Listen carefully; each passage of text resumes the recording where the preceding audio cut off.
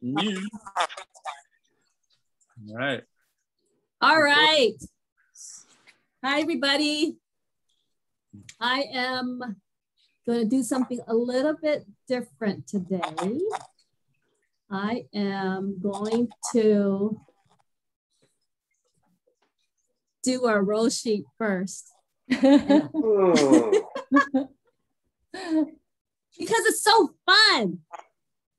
Oh. Let's see. I'm going to put it in chat. Can you all log on there?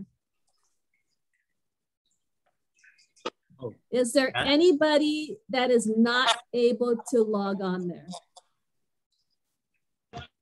Onto the spreadsheet? Yeah, the spreadsheet. So the idea is this way. Huh? Oh. No, that's okay. I don't want to get out of my system right now because I'm on a new one. So oh, you're on a new computer. Okay. Yeah. I'll give you a pass. But okay, is everybody else on there? Into my other computer. Is everybody else on there? Yeah. Okay. I just want to make sure that everybody can get on there. And are you guys able to save that on your favorites so that you're able to get access to it anytime? Oh. Yeah. Yeah. Okay. Hi, Christiana. Hi. Okay. So Christiana, I just sent out the link for the roll sheet, and I'm hoping that people can just sign in right now and fill out your rolls for next week, as well as a few weeks after that. I think if we can all put in one, let's just fill out one additional roll. If you don't already have a few signed up, then I would say just go ahead and fill out some rolls. Are we gonna meet 4th of July weekend? That's a really good question. That's something the new board is gonna have to figure out. Ooh. Ha, ha, ha, ha, ha. She's laughing out of it. Good answer. Good answer. That's Yeah. a pretty good one. So hi, Stacy. All right. So do we have some people fill out things over there? Sorry. I don't see anything. Next week, we've got Devin as Table Topics Master. We've got Paul as speaker, Debbie speaker, and Angel. You know what? I'm going to remove Angel's. If Angel doesn't show up today, I'm going to remove her name on there because we may need a general evaluator. Okay. Christiane, are you able to get on the link? It's in a chat. Yeah, I'm in there now. So Okay. I just signed up for timer next week. Cool. And looking at the other weeks. Yay. Stacy, I'm just going to put it on again. On the chat, I'm having people sign up for the roll sheet for next week. So, okay. And okay. All right. So, hey, with that, I'm going to go ahead and pass the baton to our Toastmaster for today. Pat, it's all yours. All right. Thank you, Deanna. Welcome, everyone. It's June 18th. Welcome to Expressions Unlimited Carlsbad.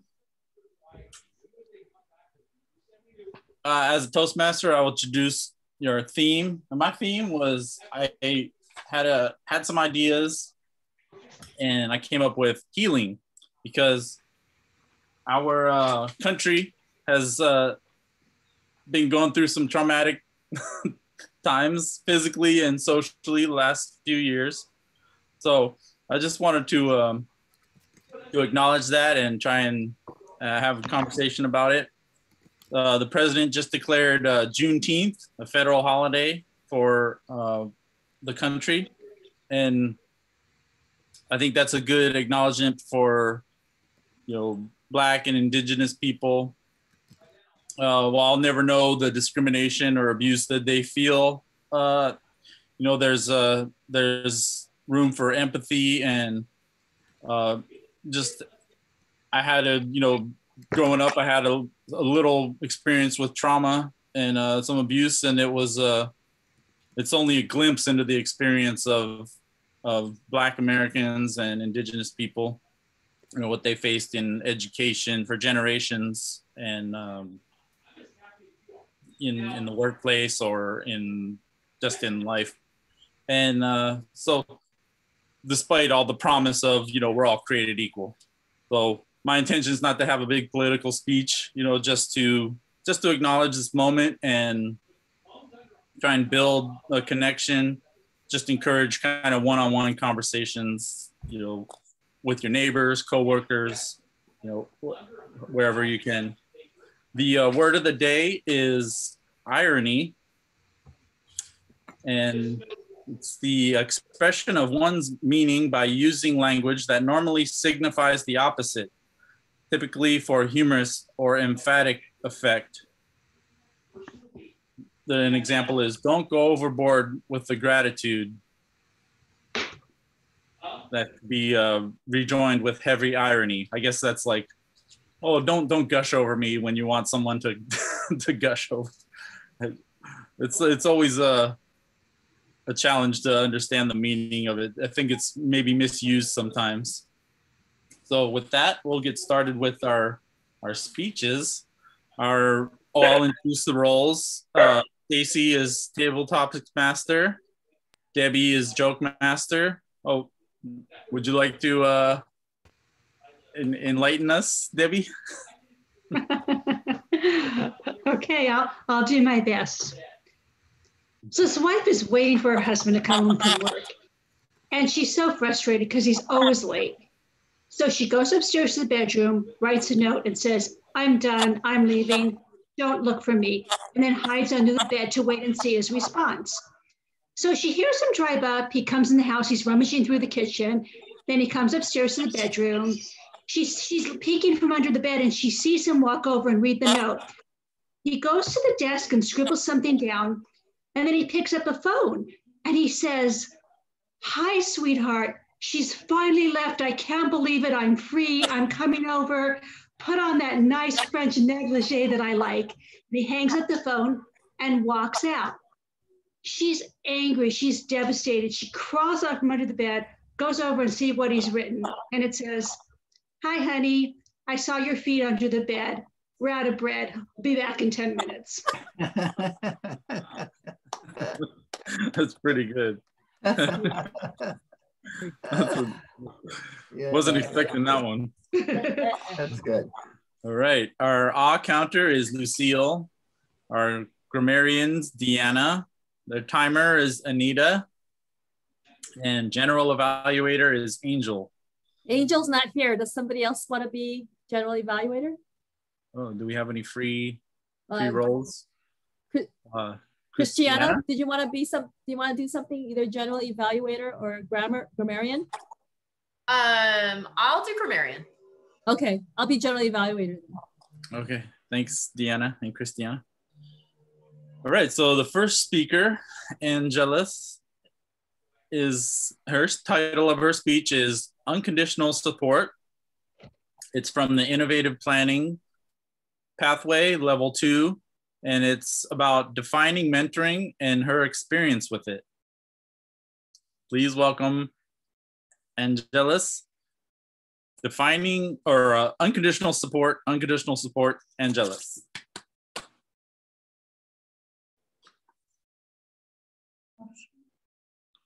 Thank you, Pat. So there's a quote that goes, even if your ambitions are small, start slow. Start small, build gradually, and build smart. And I feel like that has been something that has been going on throughout my whole life. And also something that I realized that has to do with a lot with mentoring. If you want to start something, it is always a great thing to have a mentor or someone you look up to so they can give you advice. Mentoring could be many things. a lot of people confuse mentoring with coaching. Coaching is usually a short-term thing when mentoring is long-term. As coaching, a coach usually helps an individual to achieve like one goal or a specific skill. As mentoring is, the mentor usually helps its protege and supports him or her as that person accomplishes his or her goals. And the mentor also has a personal involvement in their life. I do have a mentor that I have looked up to. And I mean, she's not really part of my life anymore, sadly, but it's my 3rd grade, 4th grade, 7th grade, 8th grade teacher. She was my teacher for 4 years. And not many people are lucky to have that, especially the type of person that I'm going to explain how she is. So when I was 6 years old, I started school in the United States, and as many people, as many kids who come from a different country that's first language is not English, I actually excelled at English and passed my English standardized test at 1 year after being in this country. So by the time I was in 3rd grade, they thought that they would put me in an English class for 4th graders, because I guess I didn't fit in with the people in my class. And that's when I met Miss Gonzalez, which she would like us to call her Profesora Gonzalez. And it was a very, it was a very amazing thing for me, because most of the teachers there I did not relate to, because she was the only teacher in that school that was my same skin color and I looked up to. So when I was young, I thought I always wanted to be a teacher, wanted to help people. And her teaching me English kind of made me want to do so much more in my life. So she took time out of after school, because I lived nearby, and she would give me extra classes, because even though it was 4th grade English, I still struggled. So she took time after her work hours to help me write or read. And that actually came into my fascination of learning new things. And as you guys might have noticed, that I like self-improvement stuff, and I like trying new things. That's one of the reasons why I joined Toastmasters. And she helped me learn new skills or new things that helped me in my life, because at that time, I did not have anyone to look up to. My parents weren't really there for me. So as a great mentor that she was, she identified the needs that I was able to use. By the time I was in 4th grade, she put me in her class, and we published a book where I wrote my first poem.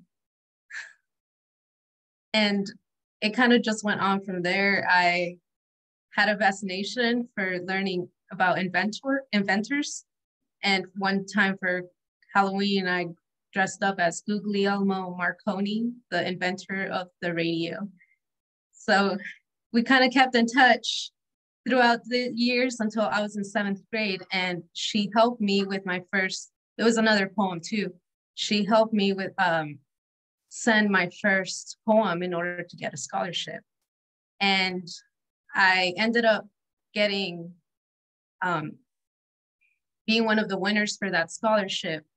But unfortunately, because of my legal status at the time, I did not have a social security number.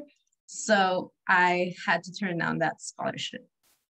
And she helped me there to understand by the time I was in 8th grade that I could do so many other things without needing to rely on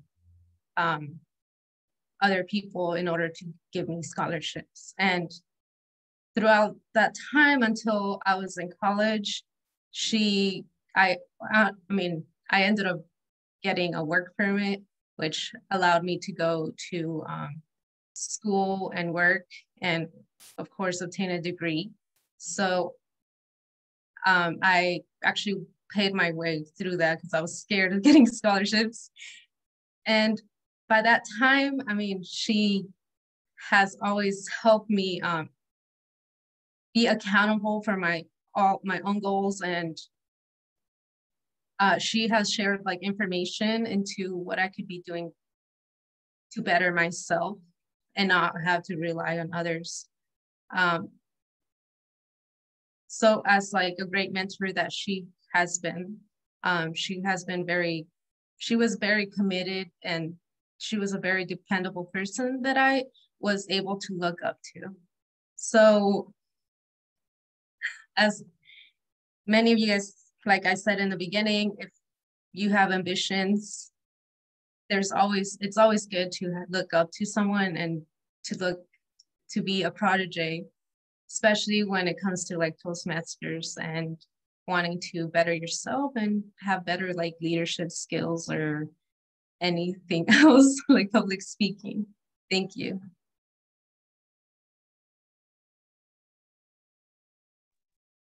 Thanks, Angelus. We'll now take 1 minute for evaluations.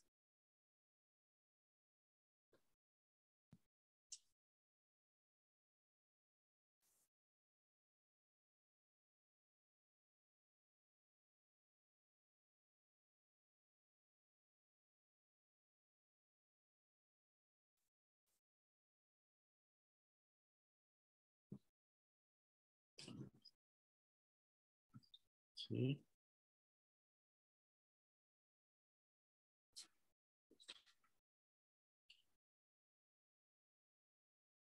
About 30 seconds more.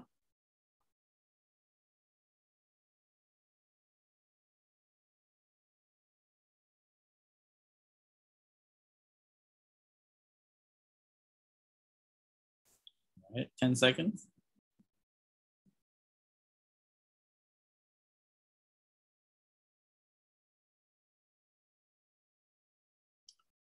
All right, wrapping it up. Our next speaker is Greg. And the title of his title, it's an icebreaker speech. It doesn't really need a title, but it's on the pathway is engaging humor or presentation mastery. And it's engaging. It's humor. Humor, yeah. So it'll be 5 to 7 minutes, and please welcome Greg. Engaging humor. Humor is a really scary path, for me anyway. Writing something that's supposed to be funny is really difficult. I honestly get most of my laughs when I'm just being my normal self. And if people laugh, I go, "What was that funny?" But I remember it and then use it maybe some other time. But strangely, humor is what got me into speaking in the first place. In the mid-60s, when I finally got my CPA certificate, I was petrified to speak and had been since high school, although I'd done some of it, of course, but I was really afraid. The truth is, I still am afraid. I couldn't eat this morning. I had to sit here for a long time and just tell myself, "You can do it, McKean. You can do it, McKean." But that works. And after I start talking, normally I don't get quite so nervous.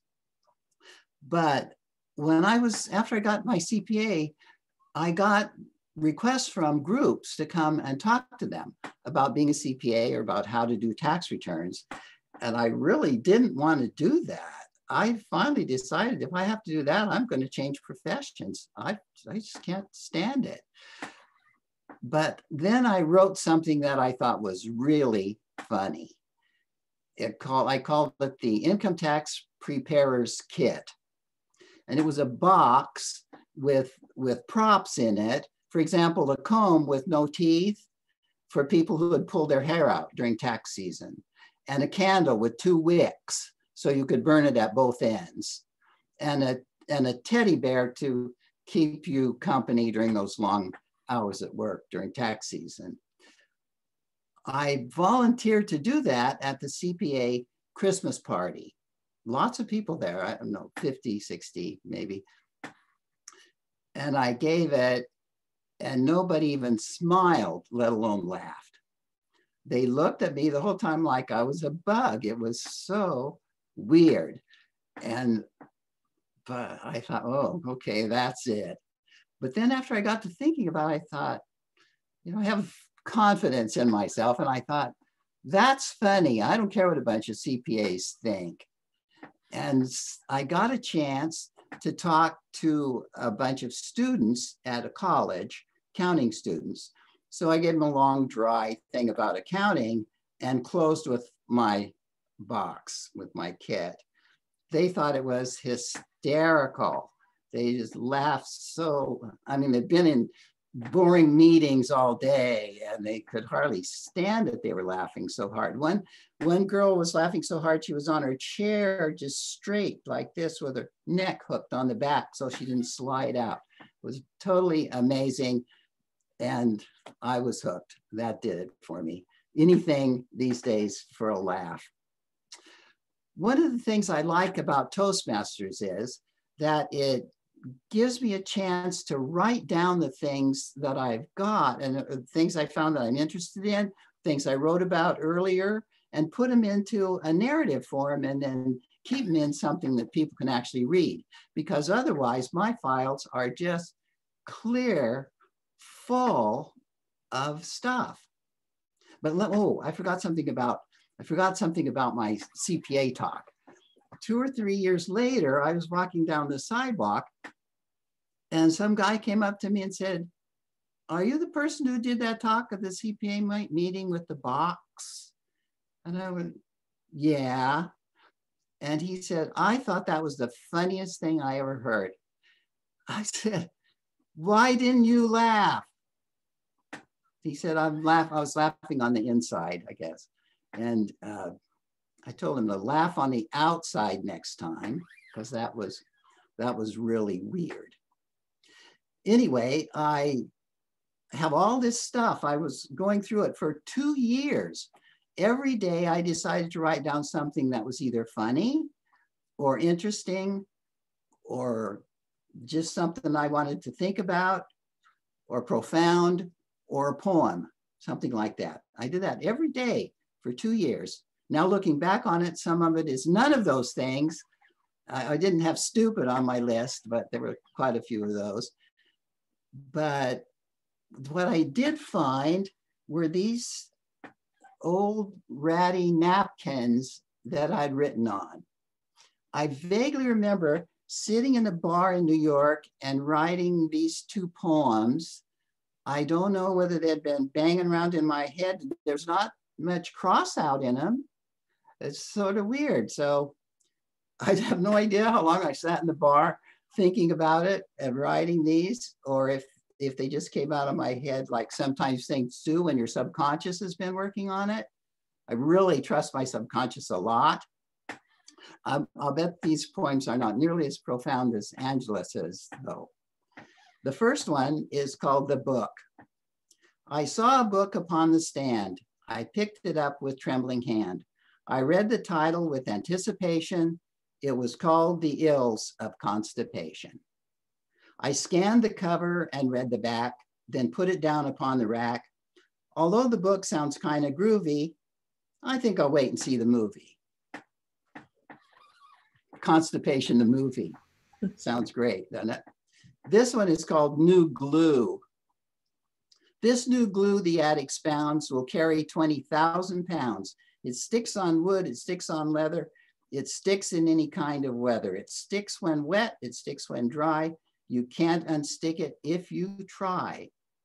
There's just one trouble I can see where this great glue won't work for me. No matter how I strain and cough, I can't pry the darn cap off. So I'm writing from real life here, folks. Anyway, laughing is such a great thing. I love laughing. I undoubtedly laugh a lot more than I ought to.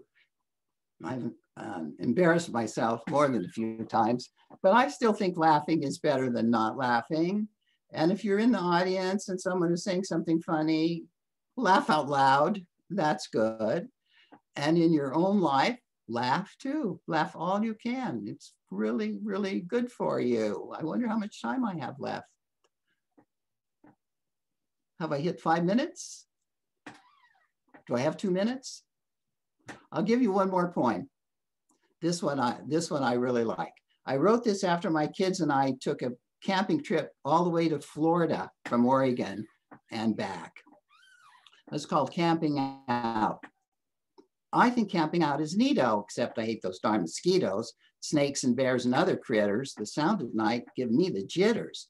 Has anybody ever found a bed that's harder than the ground? It's difficult to get your rest with rocks and stuff poked in your chest. You toss and turn and kick all night, and in the morning when it's light, try getting up, but what the heck? The bag is wrapped around your neck. A tent is quite a fine invention. Its benefits don't need a mention. It stands against Ma Nature's might until the middle of the night. It just collapses in a heap, disturbing then your restless sleep. It settles down, a lifeless form. At least it helps to keep you warm. The food at camp is just delicious. It's fun to eat from paper dishes. You start to chew, and to your surprise, your plate gives way before your eyes. Your lap gets covered with the goo, the bench and tablecloth do too. You're reaching down to wipe your shirt, and your steak goes flop right in the dirt. The great outdoors were heaven sent. To that there is no argument. I think I'll go and burn my tent. Thank you. Thanks, Greg. That was awesome. Now we'll take 1 minute for evaluations.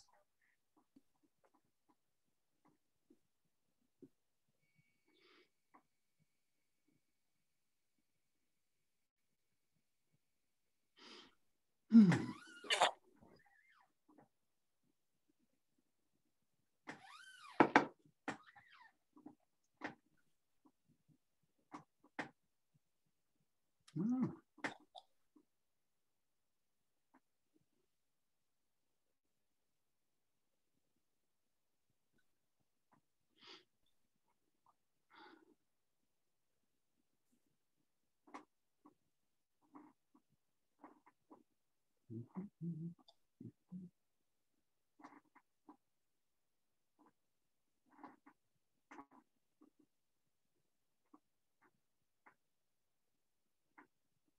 About 30 more seconds.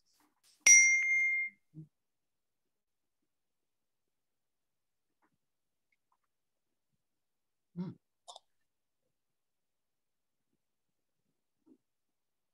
right, wrapping it up. Greg, I just want to say that was an amazing speech, and I love the jokes. They were reminded me of kind of the Borscht Belt, kind of old style jokes. Oh, it reminded me of, I watched something on Monty Python the other day, and they said the best stories are the unexpected ones. those they were very unexpected. Those jokes, riddles. All right, I will now introduce our. Oh, can you mute? Can you mute yourself, Greg? I can hear. Am I not? Oh, yeah. All right, thank you, and we will now introduce. Can I get a timer's report on both the speeches? Hello, Angelus just made it 7 minutes and 29 seconds, and Greg went over. Okay. But we still enjoyed his Yeah. poems immensely. I'm glad he went over. Okay. Yeah. Okay. I was gonna say maybe he couldn't see the timer, but maybe we should allow it. But I think you couldn't see the timer. Greg, is that true? So maybe we'll allow it. What do you guys think? Okay. Can I get a? I'll now introduce our general evaluator, and that is Deanna. Hi. Yeah. Okay. Thanks, Pat. I'd like to introduce our first evaluator for Angelus, and that is Paul. Let's welcome Paul. Thank you, Deanna. Angelus, I enjoyed so much about this speech. The first thing I enjoyed was the title. I love the title, Unconditional Support. In this speech, you were to talk about when you were a protege, your experience as a protege, and how Toastmasters define mentoring. I think you talked about how Toastmasters define mentoring with your coaching on the short term versus mentoring on the long term. Is that right? Yeah, excellent. So that was great. I didn't know the difference between coaching and mentoring. So now I do. So I learned something. I liked how the story of Mrs. Gonzalez or Miss Gonzalez. I thought that was fantastic. Your talk was very personal. It was very heartfelt. I enjoyed the powerful impact of a mentor. I like how that mentor helped you write your first book, your first poem, and dressing up at Halloween as the inventor of the radio. I thought that was just so cool. And I could really visualize it, even though I couldn't visualize what that Halloween costume looked like. But it was really cool. And I also wanted to tell you that I liked how good you are on camera. You have a good presence on camera. Now that gets to what I'd like to see more of, which is the hand gestures and body language. It's really hard on camera to do that, especially when you frame it just kind of from here up. So if I had any advice, just a way to work in a little bit more of that. I think that's one of the things I enjoy about when we're in person is you get to see the hand gestures and the body language. I have 3 words that I wrote down as far as the impact for me. I felt very encouraged. I loved your story about being an English language learner and how you grew through that. Reflective on my own life and where I can be a better mentor to somebody else instead of just a coach. And I was really inspired by your story. So thank you for sharing with us.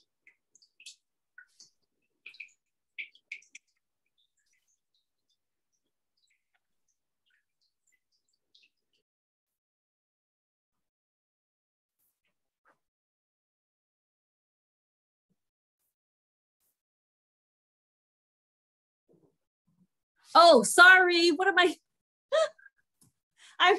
I'm sorry. I was totally not paying attention. And I was just writing my notes on how I'm going to evaluate you, Paul. Okay, so help me welcome our second evaluator, and that is Devin. Thanks, Deanna. Greg, as always, very entertaining. Wonderful speech. It was nice to hear kind of some of your past and what has influenced you to choose the path you chose. Very relatable. Also nice to hear that even a seasoned Toastmaster like yourself still gets nervous. I think that's nice for all of us to know that we're all just people doing this. Loved the poems, that personal touch, getting to know your sense of humor, because everyone's is unique. And that was wonderful. Very hard to find criticism. So the only thing I could think of is just being aware of the time and the structure of kind of the speech and having that time to wrap up and kind of give it a conclusion to bring it home. But otherwise, wonderful job, and we look forward to hearing more. Thank you, Devin. All right, back to you, Pat.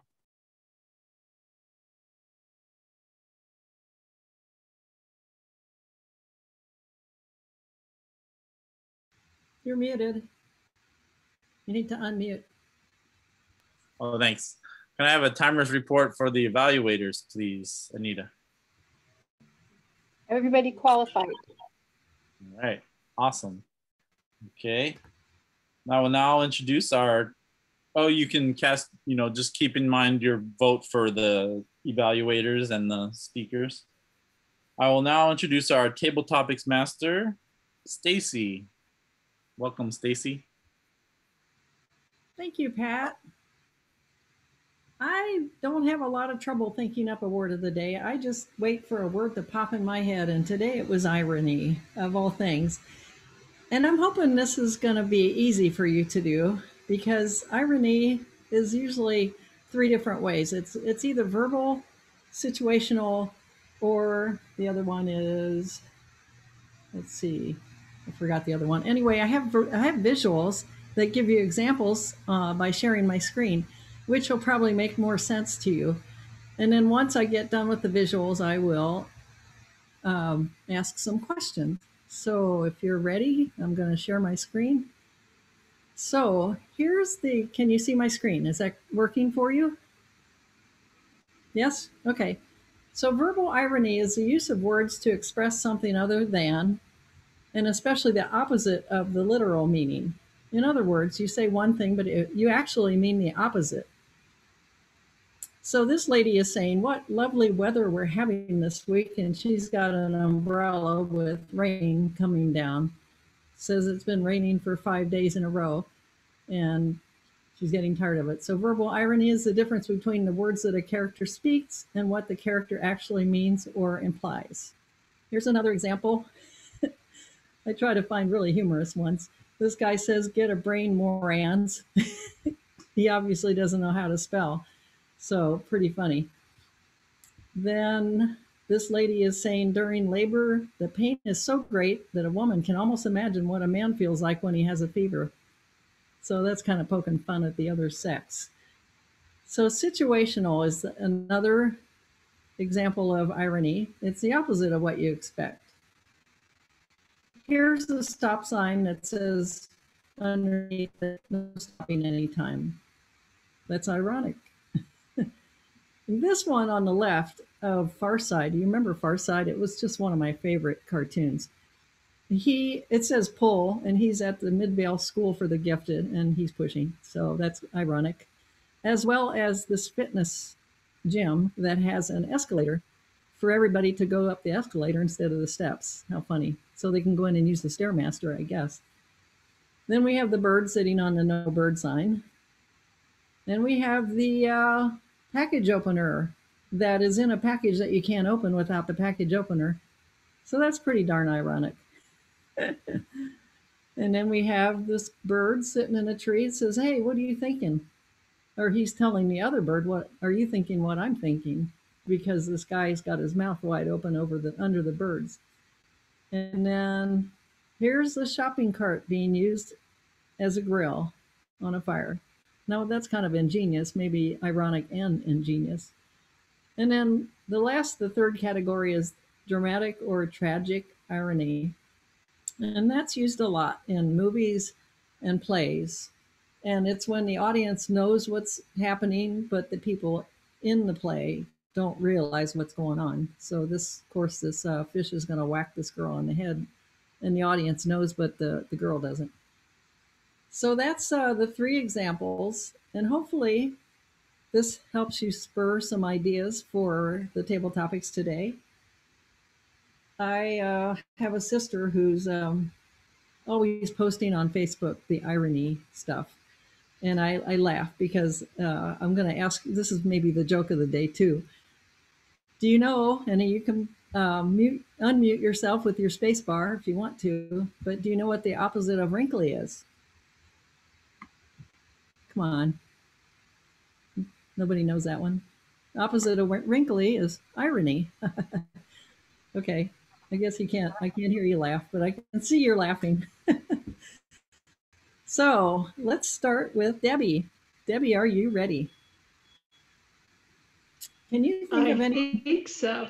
Good. Let's see if this works. Can you think of anyone in your life that uses irony on a regular basis? And how do you react to that irony? Hopefully you can remember a situation. I'm and sorry, if you say want the a first different part question, again. just Can I think of anyone in my life who I missed the very?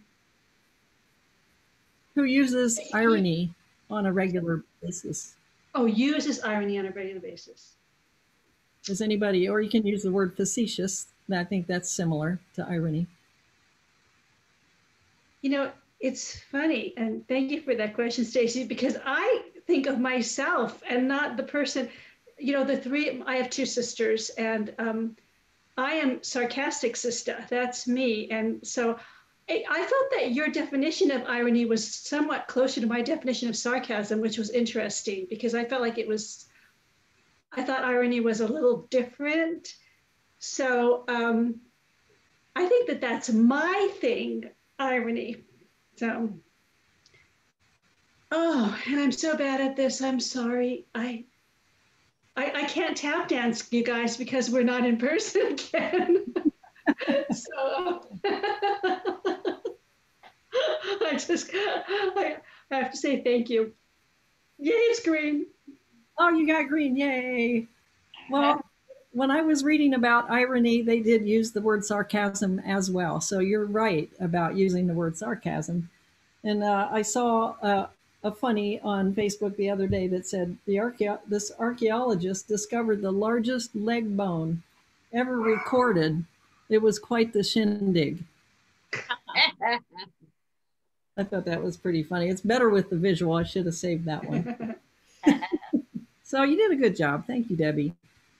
Maybe the next one's not so hard. Let's try Christiana. So unmute yourself. Have you ever watched a movie or a play and thought, why don't they see or know that? You just want to scream at the actor and tell them, don't do that. Does anything come to mind? Are you a movie watcher, hopefully? And see if that one makes sense.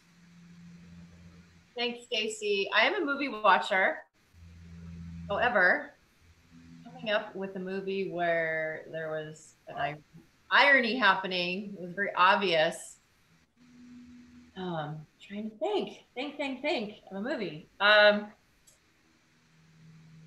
You know, the only one that comes to my mind is Close Encounters of the Third Kind, where you can see what's happened. And I can't remember the details of the movie, but I think there are a lot of movies written this way, sci-fi movies, right? Where you sort of see what's happening, what's coming, and they're using irony, I guess, to build suspense.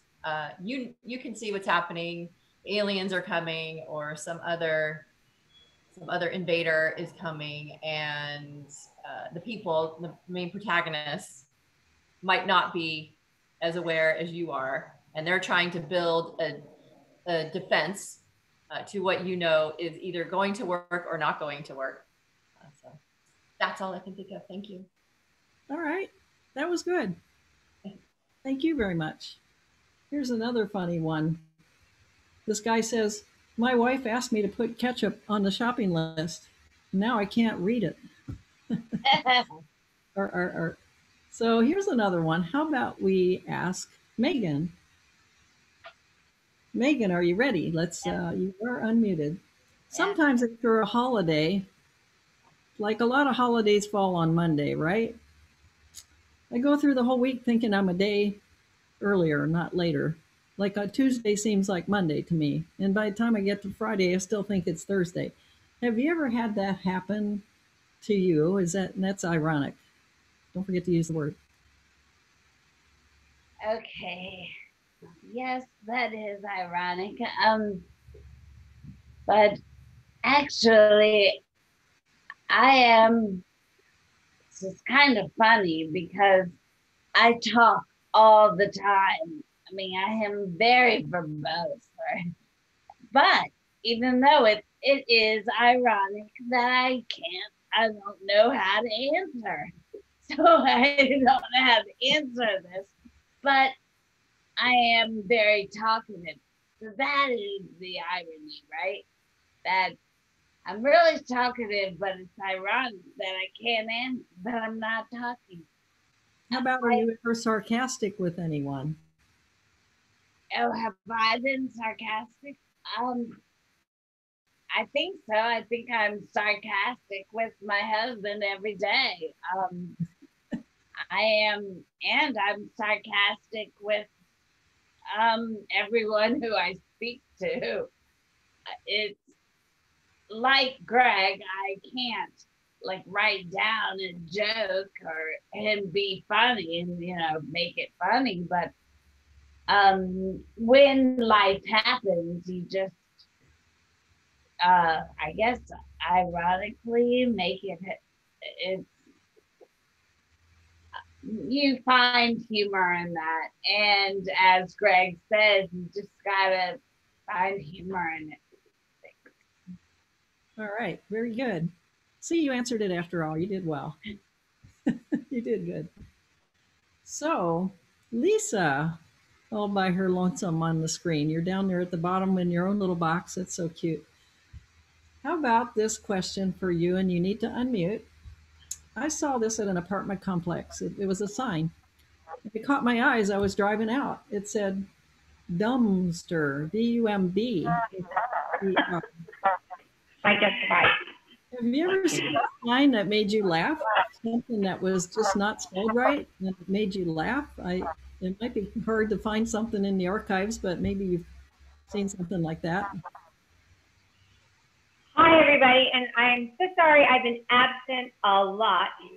Thank you for the question. I love irony, and I love irony more than sarcasm because, well, I do like sarcasm, but it has a biting cruelness to it, and irony is just flat out funny. And I like irony because that's what I strive toward, but I find that I'm sometimes sarcastic, and that's not good. But yes, with signs, oh, so many. For instance, when you were talking earlier, or you mentioned or showed us the examples of signs saying one thing and wanting you to do the opposite, I love the signs that show duck crossing, for instance. And I'll always say, ha ha, those ducks can't read. How do they know to cross there? Or you'll see a sign that says, deaf children at play, slow down. Or slow down, deaf children at play. And I think, is this the only place that deaf children are allowed to play? Have they been directed to play right here? Or you'll see some of the funny ones out in the country when you're driving. You'll see, slow down, cows crossing, and I'm thinking, or deer crossing. How does a deer going 40 miles an hour trying to evade a predator know to slow down at this direct spot where I'm going to also slow down, and a stupid cow that's going to be crossing over to get to its slaughterhouse or become dinner for me, I would say speed up and go that way. One of the funniest ones right now is the one behind you, Stacy, with your dogs that are wearing suits. And I have to say, I'm pretty sure they're not dressed up to go somewhere fancy. So yeah, those are examples. That is ironic. Thank you. That was very good. I didn't know you could see it from there. That's really funny. That's the, what is it, the Step Brothers picture? Oh, I can't move over there. Oh, well. Yes. One more question, I think it is what we have time for. I have a couple minutes left. When I was a little girl, saw that all my friends were getting Barbie dolls. And I wanted a Barbie doll because everybody else had one. So I asked my mom, I want a Barbie doll. And I was like crying, yeah, I want a Barbie doll. She said, no, you can't have one. But what was ironic was she did already have one for me. She was saving it for Christmas and didn't want me to know about it. So I thought that was an ironic story. So I would say, Anita, can you time and do the question at the same time? No? Okay, I can pick Deanna. How's that? Deanna's waving. That's what you get for doing that. I know, I was clapping for Anita. What was your question again? I was, when I had wanted a Barbie doll as a child, my mom said no, I couldn't have one. It was ironic because she already had bought one for me and she just wanted to give it to me later for a gift. So are there any stories where you really wanted something and you bought it and brought it home and turns out your husband had one already bought for you? Or something ironic that you bought something and you realized it was the wrong thing to buy? Or Maybe if you want another question. I can't think of anything right now, but what's stuck in my head is the Barbie doll. Because as a kid, I had one Barbie doll and I would sew clothes for her. And I didn't have a sewing machine, so I would hand stitch clothes for her, and I would hand stitch little blankets. And I think I remember making a little bed for her, just little things like that. So that's just what's floating in my head when you were mentioning that. And I don't know if it's ironic, but nowadays there's so many different types of Barbie dolls versus when we grew up, we just had one. And now there's a gazillion different types, different colors, different ethnicities, different occupations, and they bend differently instead of before it was just like this. Yeah. But that's right. My story. That's it. Okay, you did good. Thank you. Very good. I think that's enough time for today. And I will turn the meeting back over to Pat. All right. Thanks, Stacy. That was a great topic. I was a little worried because I have a hard time understanding sometimes the definition of irony. I was thinking how the other day on something, if I'll just add something, how some of the word I trip out on some words, how the word mind, and you say people from other countries must have a hard time understanding when you say, oh, that's your mind. You have to work on your mind. And then they say, I don't mind the rain. And it's be like, what do you mean you don't mind the rain? You don't think the rain? But it was just, I don't know why it just popped into my head. So with that, we'll move on to the next phase. Can we get some of the table topic timers report, please, Manita? Hello. Yes, everybody qualified except for Lisa. She went over. Okay, Lisa. And we can, oh, I didn't keep track of all the names. Maybe. I did. Okay. I'm sorry. I have the names if you want them. I think I'll get it from the grammarian, maybe, or whoever got them. Thanks for the report, Anita. Can we have a grammarian? Did everyone say the word of the day?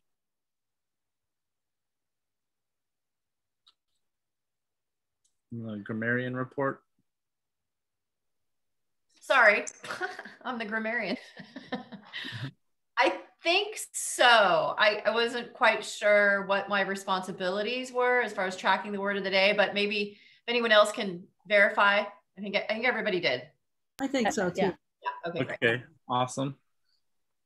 And you can just keep in mind who you're going to vote for your table topics speaker. And may I have a counter report, please? Thank you, Pat. For you, Pat, you have 3 repeats. The I, must, and you don't. You said it 2 times. 1 like, 2 and 1 Debbie, 1, this is during table topics. 1 2 so's. And for the speakers, Angela's, your favorite word fillers are as, so, and you are on all 4 categories. You are over 5, close to 10. Paul, nothing. Greg, 1 so, 1 but, and 1 and. I tried to pay attention very carefully to those very seasoned speakers. Paul, nothing. Devin, nothing. Stacy's 1 2 so's. Christiana, 1 1 Let's see. Megan did very well today. You only have 1 and 2 buts and 1 and. Lisa, just nothing. Deanna, just 1 and 1 so. Thank you so much. That's my report for today. Thanks, Lucille. Can I have a grammarian report from Christiana? Yeah, thank you. Okay, my first time being a grammarian, so a little challenging. Let's start with Angelus, her speech. I mean, the title, Unconditional Support, great combination, in my opinion, of the words and very catching. And her use of the word protege, that's a great word, and she used it to describe herself. There may have been a mistake in the end when you used protege to describe your mentor and you were the protege, but I'm not too sure. Might have just been my bad listening skills. There were several likes in that speech, and I felt like bringing it to the group's attention because it's something I struggle with. It's something everyone I know struggles with, especially here in Southern California. Like. Our CEO, we had a send-off for our CEO today. 27 years as a CEO, leading CEO of a major company, and he used the word like so much. So it's a bit distracting. So anyway, just know that we all do it. Okay, so Greg, narrative form, that was very catching. It was very, very clever. You profound ideas. And I don't want to repeat this, but the ills of constipation. It's a hard one to repeat, but that was clever. And then I really love the great outdoors are heaven sent. I'm gonna carry that with me all weekend. I was gonna be out in the great outdoors. Let's see. Paul used the word inspired. And then I got asked to do a table topic and I sort of lost my train of and my responsibility. So I can't really say anyone else misused any words. Overall, oh, I did want to say one more thing. We all also tend to confuse good and well. If something is good, whether it's good or well, I think we all tend to confuse that. And I did hear the improper use of good and well a few times, not calling anyone out specifically, but something we all need to be aware of. Thank you.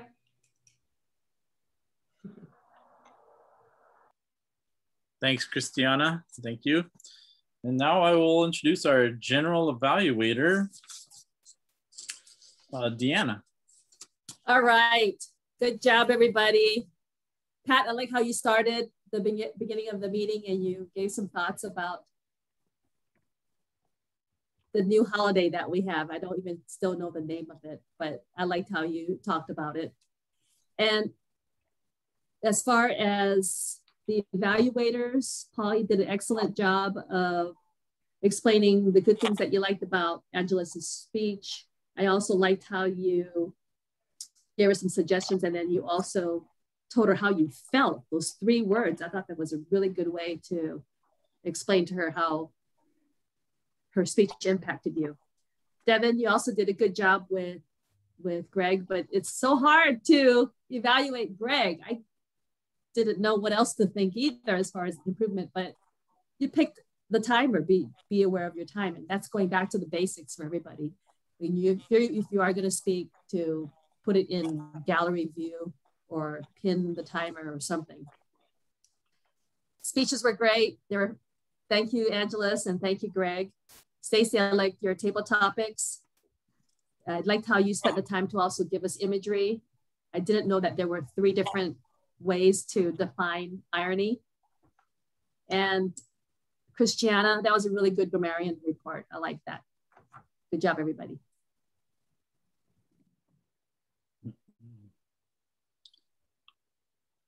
Thanks, Deanna.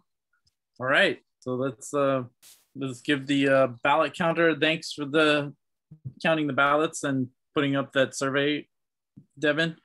So we have our winners for our table topics. It was Megan. And for our table topic, or for our evaluators, it was Paul. Always a good job. And for our speaker, Angelus. Congratulations. All right. So yeah, I'll just wrap it up, turn it over to the president. And thanks for everyone for a great meeting. And it's just wanted to say thanks for, I liked what Greg said about trust your subconscious. That was interesting. So just be aware of your conscious of the holidays, and this is a good time for healing. And I'll turn it over now to the president. Thanks, Pat. Okay, I'm going to share my screen and y'all can see that. So next week, we've got Devin as Table Topics Master, Paul, Debbie, speakers, and we've got quite a few spots. So just shout out what you guys want and I can fill it in. We're in person, yes? Yes. I can be Toastmaster. What day is that? Sorry, that's 25th. 25th? Uh-huh. Okay. I can be okay, so oh, sorry. I'm sorry? I'll be evaluator too. Is that Stacy? Yes, Stacy. Okay, thanks, Stacy. Oh, evaluator two. We still need evaluator one. Can I put you down for? No, you want me evaluator? Okay. Either way. Stacy. Either one. Evaluator, another evaluator for Marianne. General evaluator. For Marianne. Angelus. Angelus, thanks, Angelus.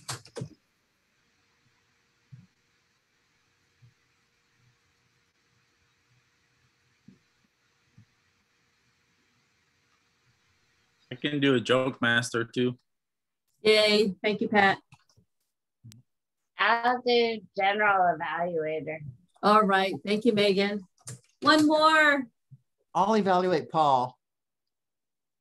Who's that? See, speaker Greg. one. Oh, Greg. Okay, thank you, Greg. Yay! Yay! Thank you, everybody. That will make my job easy. Okay. Stacy, somebody asked earlier today if we are meeting for July, what day is that? It's the 2nd, I think. July 2nd. Okay, so I deferred to you and your new board. I don't know if you want to decide now or you want to decide next week, but we could take a vote. You want to take a vote right now? You want to take a vote? Everybody want to take a vote? How about if you don't want it, raise your hand. I'm thinking. That looks like a majority to me. I guess we're not going to have it. Okie dokie. So let me just share my screen really quickly.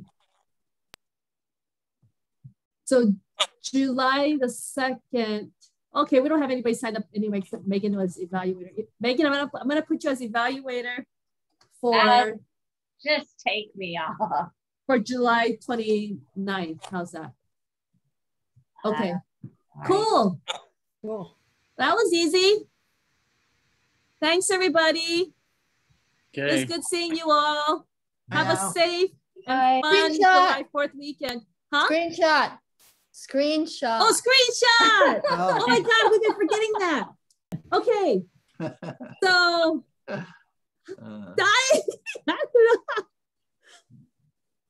I have a joke. Got it? Stacey, you have another joke? Well, if it weren't for the Venetians, it'd be curtains for all of us. For a party. Yay. Yay. I like that. All right, you guys. Thanks. See you next time. Bye. Oh, Pat.